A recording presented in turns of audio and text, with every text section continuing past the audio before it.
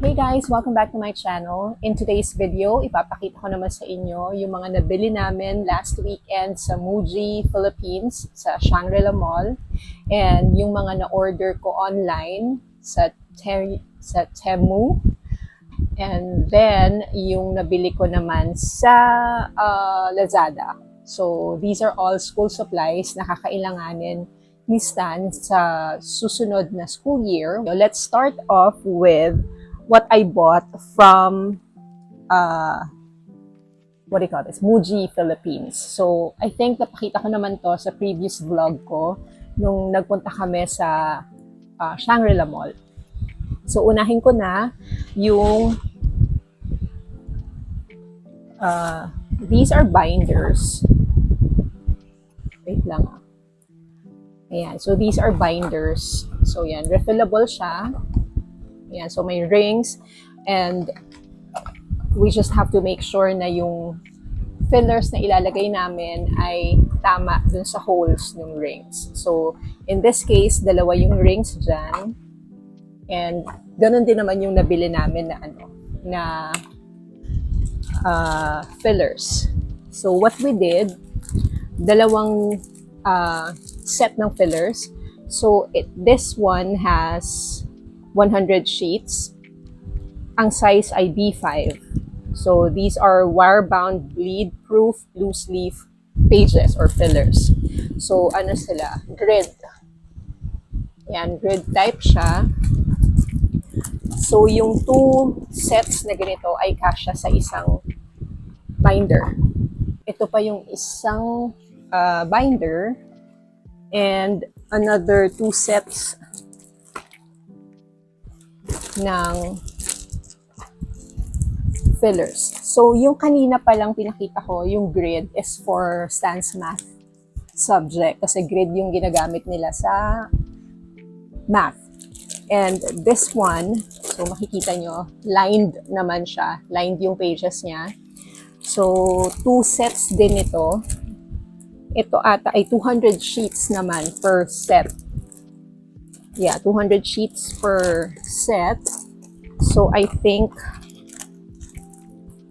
baka isa lang yung kasya. Yeah, isa lang yung kasya. 3 binders pala yung binili namin. So, ayan siya. Tatlo. So, kasi yung isa, yung math, talagang separate namin siya kasi this subject really needs to have a lot of parang paper sheets, ganyan, for problem solving, note-taking, ganyan. So, talagang sineparate ni Stan yung notebook niya sa math or yung binder niya sa math from the other subjects. So, yan. Tapos, another set ng lined paper for the other subjects. Yun nga, pag naubos, i-refill na lang. So, ayan yung kagandahan ng pag-refillable. Kaya binders yung napili namin this year.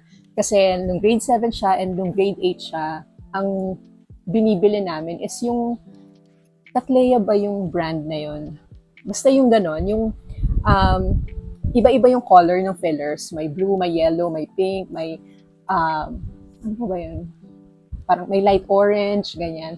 This time, grade 9 na siya, na we have decided to use this kind of binders and fillers naman. So let's see kung ano yung system na mag-work sa kanya this school year. So pag nag-work ito, this Muji fillers and binders, we might or he might use the same system next school year pag grade 10 na siya. But if not, babalik kami dun sa previous one. So it's a trial and error para sa amin. Okay, and then we bought 4 pens. This one, clicker naman to, ballpoint lang, hindi kasi siya para hindi nagbe-bleed through yung writings niya. So, we opted to, or he opted to use yung ballpoint pen lang. So, ito ay 0.7, medyo makapal na yung point nito. Very particular kami, especially ako, kasi I was collecting pens before. Siguro I started 2012 or 2013 na mag-collect ng pens. If you can scroll down sa aking videos, yung mga yung mga super 8 years, 7 years, 8 years ago ko na videos. Meron ako mga pen collection doon na film. So, ayun, mahilig talaga ako sa pen. So, very particular ako sa ganyan. So, I let Stan choose. So, may 0.7 ako dyan na binili for him. Sa Muji rin to lahat. Kasi maganda rin yung pens ng Muji. Ang pinipili pala namin is clicker pen. Doon sa previous vlog, o sa previous video, makita nyo doon na we changed kasi yung isa ay may cover na pen. Tapos naisip ko para hindi nawawala yung cover, hindi, what do you call that, hindi nadadamage yung point dahil especially pag nawala yung cover. So clicker na lang, clicker pen para saka mas madali siyang gamitin, di ba? I-click mo lang, pwede mo na agad gamitin. So, yun. Ito namang pinili namin na isa ay, ito namang binili namin na isa ay 0.3 naman millimeters yung kanyang point. So, 2 pieces na ganyan na 0.3 yung binili namin. Tapos yung kanina na 0.7. And then this one is a highlighter. So, retractable din siya para hindi rin nawawala yung cover. Kaya nag-change kami to retractable na highlighters. And then, na-mention ko din sa vlog na for every purchase na 1,000 and above, ay may free na jute bag. So, ito yung jute bag na free. Gusto namin bumibili nito kasi bukod sa reusable siya, presentable siyang tignan. Yung hindi rin dumihin, hindi madaling madumihan, ganun. So, hindi ka laban ng laba. Unlike yung ibang mga eco bags na kailangan mo talagang labhan every time. Tapos, this one, itong pinakamalaki, this one we bought na. Kasi nga, every time na nagpupunta kami sa Muji, we make sure na bumibili kami ng isang peraso nito. Para may stock kami. Like, isa sa car ko, isa sa car ng husband ko, tapos may isa kami dito sa bahay para kung may ibababa, ganun, may bibilhin, ganyan. Kasi, pwede mo siya talagang gamitin sa grocery or kung may bibiling ka anywhere sa kung saan man, pwede mo silang lahat ilagay dito. So, yun, hindi ka magpa-plastic, di ba? Hindi rin dumihin, hindi madaling madumihan. So, yun lang yung nabili namin sa Muji. And then, next ay yung mga binili ko sa Temu. So, online siya. Hindi ko pa sila talaga binubuksan. So, ayan, yung Temu. So, yan. First time kong umorder sa shop na to. So, ito yung unang binili ko. This is, actually, hindi ko alam kung ano to. So, buksan na lang natin. Parang last week pa kasi ata tong, tama ba? Last week pa siya dumating. Hindi ko lang agad na binuksan kasi nga, gusto ko mag-film ng haul. So, this, umbrella, oo. Kasi, kahit nung nagpunta kami sa Korea, I was planning to buy yung transparent na umbrella. Kaso lang, ang laki kasi nung transparent umbrella sa Korea, yung mga convenience stores doon. Ang lalaki nung gano'n nila na umbrella. Pero gustong-gusto ko talaga. Ang problema ko, hindi ko alam kung kasya sa luggage. So sabi ko, tsaka baka magdagdag lang siya sa weight ng luggage. So sabi ko, ay wag na, hayaan mo na, maghahanap na lang ako online. So yun, may nakita nga ako. Pero ito, foldable siya. Diba? So pwedeng siyang dalhin sa bag. Automatic na rin ata ito. Yeah, automatic na din siya. Oh, diba? Medyo manipis lang. So, yeah. I feel like madali itong masisira. Manipis siya. So, kung ganun, if that's the case, mahal pala siya. Kasi this is parang, I forgot the price, the exact price, parang 299 yata. 299 yata ito. So, for this material, mas makapal pa yung cover ng books. Yung ano ba tawag doon? O basta yon. Yung pang cover ng books, mas makapal pa. Medyo manipis siya. So, Yun nga lang, automatic. So, baka kaya siya mahal dahil sa pagiging automatic niya. But, syempre, ngayon mo lang yun marirealize kasi ngayon mo lang mahahawakan yung material. So, yeah, I think, bibili pa rin ako pagbalik ng Korea. Going back to Korea on November 22, feeling ko fragile siya. Anyway, iingatan na lang. So, dyan ka na muna. And then, ito, yung pencil case naman, ni Stan.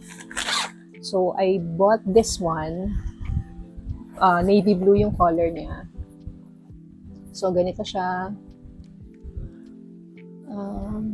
Here. 3 yung kanyang what do you call this? 3 yung pockets.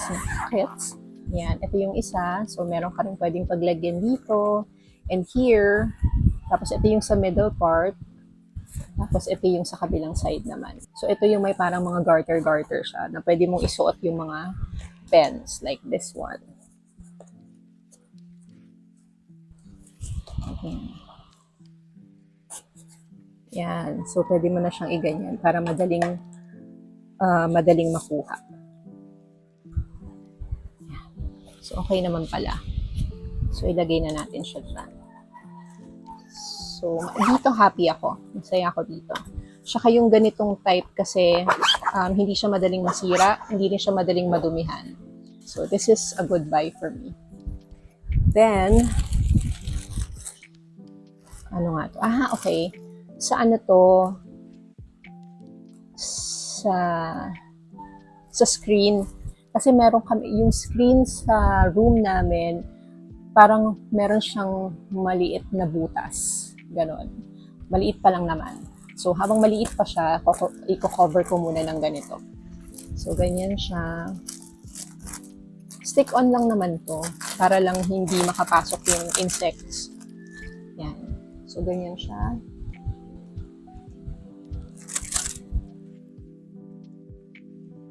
Yan. And then, ito naman ay adhesive, yung double adhesive tape. Ito, sobrang helpful sa akin to. Instead of, what do you call that? Yung scotch tape or masking tape, mas makapit to. Yun nga lang, may tendency na sumama yung paint ng wall or yung any space or surface na pag lalagyan mo, may tendency na sumama yung paint.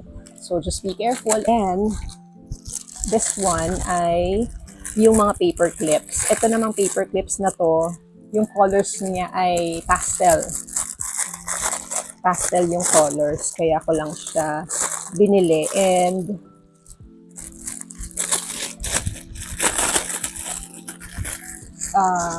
wala na kaming ganito. Wala na kaming paper clips. So, ayan yung mga colors niya. I hope you can see it, guys. So, ayan yung mga colors. May parang lavender, may pink, may yellow, may gray. Yun yung mga colors niya. So, nakaisang ganito siya. 160 pieces yata ang nakalagay dito. 160 pieces yung isang ganito. Hindi ko na guys masasabi yung price. Hindi ko matandaan yung mga price niya. And then, I also bought this one. Nakita ko lang din to. Kasi gumagawa ako ng mga mobile phone charms. Yung mga bag charms, gumagawa ako ng ganyan. And I also sell them. Depende kung may time akong gumawa. Tapos yung iba kasi nilalagay ko sa mga handles ng mga tumblers ko from Starbucks. So, pang cute-cute lang siya, ganyan. So, ito, para siyang sa keychain. So, pwede kang maglagay dyan ng kung ano-anong, what do you call it, charms. And, next is this one. Ito ay file folder na may handle. Kasi, si Stan, marami yung mga paper work, mga kung ano-anong paper. Pag binabalik yung mga quiz, yung mga exam, ganun. Kasi ako, ayoko talaga yung iniipit lang kung saan-saan yung mga paper. Pag binabalik na yung mga exam, yung mga quiz, ayoko nung iniipit lang kung saan-saan. So, dapat nakalagay siya sa isang folder. So for the longest time, since nag-aaral siya, ganun na yung aming system. Nung high school siya, yung file folder siya na may hawakan din, pero hard plastic. So ganun yung ginamit niya last year. So this year, gusto kong ipatry sa kanya yung may handle naman. Kasi this school year, magla-luggage na siya. Luggage yung kanyang dadali na school bag. Kasi naaawa ako sa likod niya na pag mabigat yung gamit niya, pag mabigat. Although, hindi naman lahat ng books dinadala kasi may lockers naman sila. It's just that may mga days na maraming homework, like 3 or 4 homework yon sa isang araw. So, lahat ng books sa 3 or 4 na subjects na yon dala niya, plus the notebooks. So, ang bigat ng bag niya. So, naaawa talaga ako. Kaya, so yun, luggage ang bibilhin namin na school bag niya. So, sa ibabaw ng luggage, ilalagay namin to, parang may handle siya, igagano na lang doon sa pinakahawakan ng luggage, ganyan.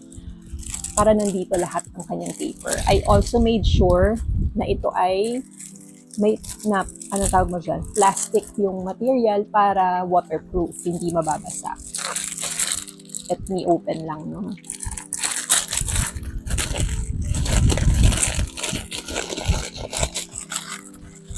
Para makita niyo kung ano itsura.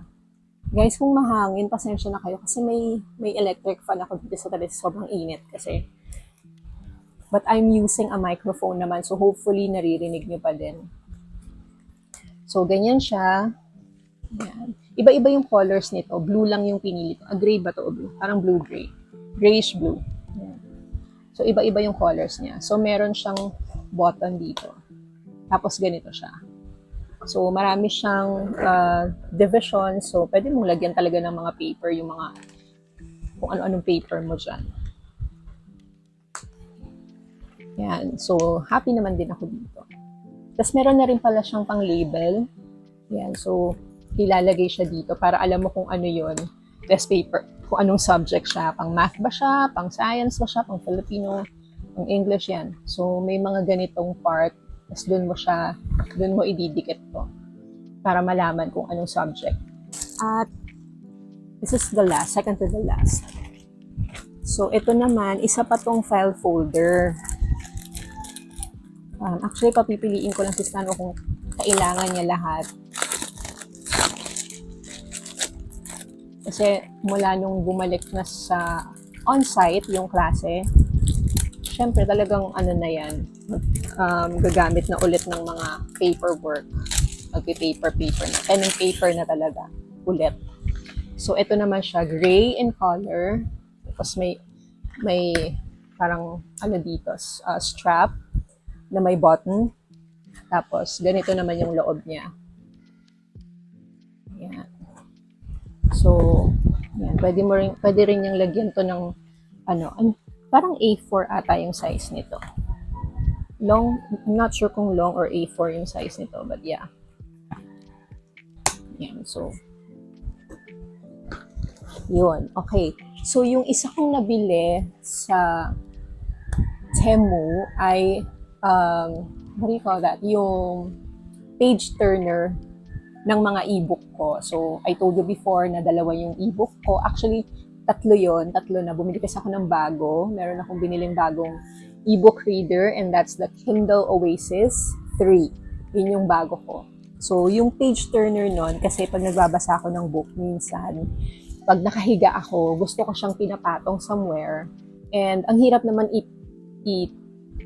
turn ng page, di ba? Kung aabutin mo every time, ganyan, tapos nakahiga ka, or kumakain ka, ganyan, hindi mo magagawa. So, yung page turner, kiniklik mo lang siyang ganyan, tapos kusa nang lilipat yung pages nung what do you call that? Nung book na binabasa. Ano ko na lang yung video, kasi nag-film ako ng unboxing nun. Sisingit ko na lang dito sa video na to. So, yun yung reason kaya ako umorder sa shop na to online. It's because of that. Kasi, pag sa Orange app and sa Blue app, nasa 1,400 plus yon.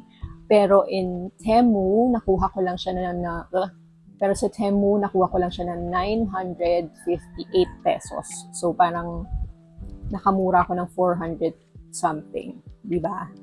And nabili ko pa yung mga kailangan ni Stan na iba. So, yun. So, yun ang mga, ay may kasama palang sticker din yung gray na isa. So, ito.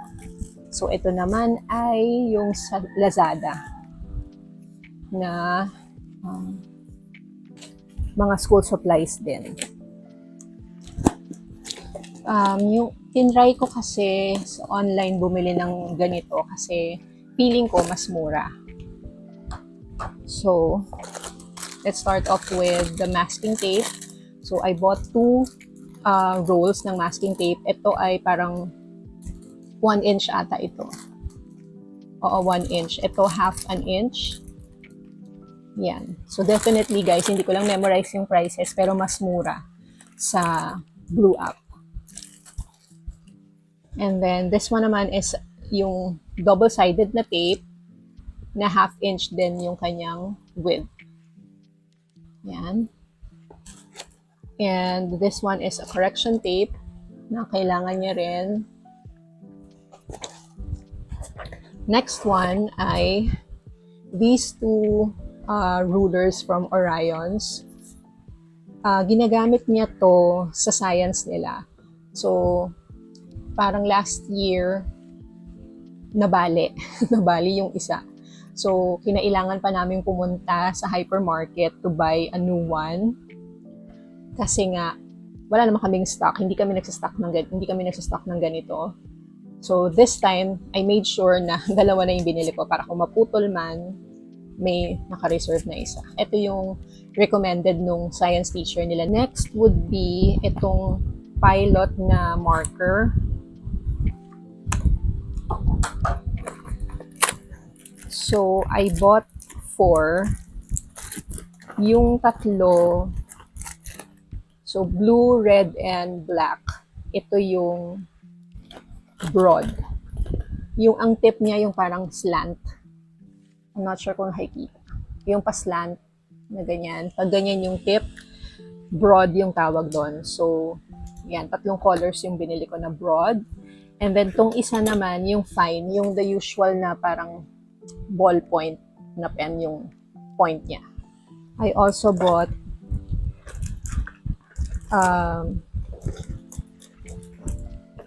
these are pilot pens na clicker din siya. So last year, bukod sa Muji na clicker pens ni Stan, may pang backup kami na binili na pilot. So, in-advise ko rin kay Stan to test it out kung magugustuhan niya din. And good thing, nagustuhan niya rin sa pagsusulat niya yung pilot. Kaya, binilhan ko na siya ng 2.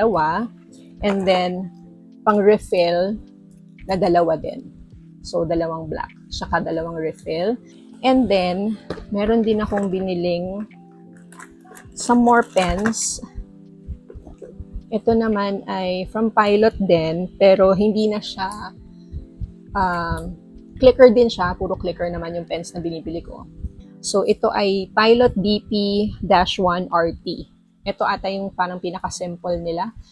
These are just parang 14 pesos ata ang isa. Hindi talaga ako sure kung 13 o 14, basta, or 15. Basta wala pa siyang 20 yung isa nito. So, mas mura to kesa dito.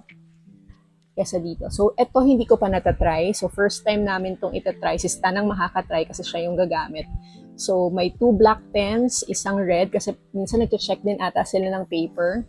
Tapos, isang blue. I don't know kung kailan niya to pwedeng gamitin. But, yun. Kailangan kasi laging may extra siya na pen just in case mawala ng ink or magkaroon ng problema, at least laging may backup. So, 3 palang black yung binili ko. Oh my God. Yan. 3 pala na black, isang blue, isang red. Tapos, I also bought yung maliit lang na Scotch tape. And ito naman ay staple wires na number 10. Ayan. Tapos ito ay Elmer's na all-purpose na glue stick. Ayan. Ganito yung kanyang itsura. Ganito na yung binibili ko, hindi na yung glue na liquid. Kasi, parang makalat siya.